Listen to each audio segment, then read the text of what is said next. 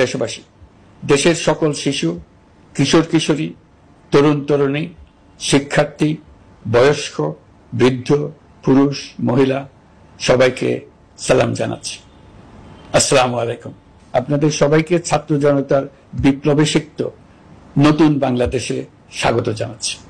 গভীর শ্রদ্ধা জানাচ্ছি জুলাই আগস্ট মাসে ফ্যাসিবাদের বিরুদ্ধে ছাত্র জনতার অভ্যুত্থানে নিহত সকলের প্রতি।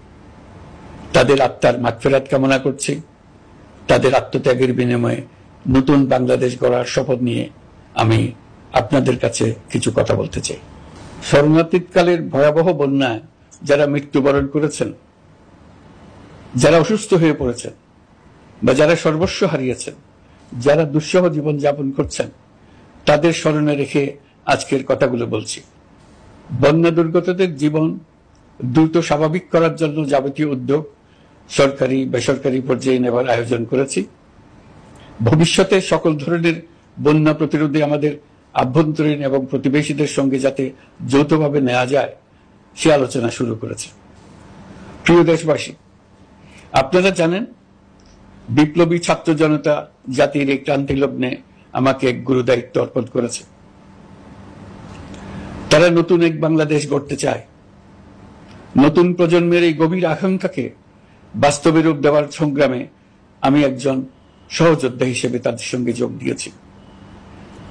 দেশের সকল বয়সের, সকল পেশার, সকল মতের, সকল ধর্মের সবাইকে বিনা দ্বিধায় এই সংগ্রামে যোগ দেওয়ার আহ্বান জানাচ্ছি। প্রিয় দেশবাসী, লক্ষ লক্ষ শহীদের রক্তের বিনিময়ে এবং লক্ষ লক্ষ মা বোনের আত্মদানের বিনিময়ে যে বাংলাদেশ আমরা পেয়েছিলাম তা ফ্যাসিবাদ এবং স্বৈরাচারের হাতে ধ্বংস হয়ে গেছে। আপনারা দেখেছেন আমাদের প্রতিটি প্রতিষ্ঠানকে তারা কিভাবে শেষ করেছে। দেশের রন্ধ্রে রন্ধ্রে ঢুকে গেছে দুর্নীতি। এমন এক দেশে আমাদের দেশ রূপান্তরিত হয়েছে যেখানে স্বৈরাচারের পিয়নো দুর্নীতির মাধ্যমে 400 কোটি টাকার সম্পদ করার মতো অকল্পনীয় কাজ করে গেছে নির্বিবাদে। শিক্ষা খাতকে পঙ্গু করে দিয়েছে। ব্যাংকিং ও শেয়ার বাজার খাতে লুটপাট, প্রকল্প ব্যয়ে বিশ্ব রেকর্ড, অবাধ সম্পদ পাচার, আইন শৃঙ্খলা রক্ষাকারী সংস্থাকে নিজ দলের পুতুলে রূপান্তর, বাক স্বাধীনতা হরণ, মানবাধিকার হরণ, এসবই হিমশৈলের অগ্রভাগ মাত্র। ক্ষমতা কুক্ষিগত করতে ফ্যাসিবাদী সরকার খর্ব করেছে জনগণের সাংবিধানিক ক্ষমতা ও অধিকার। দুঃশাসন, দুর্নীতি, অন্যায়, অবিচার, নিপীড়ন, বিচারের নামে প্রহসনের মাধ্যমে জনসুরক্ষা বিপন্ন করেছে। জনগণকে নির্যাতন, বঞ্চনা ও বৈষম্যের মুখোমুখি দাঁড় করিয়ে দিয়েছে।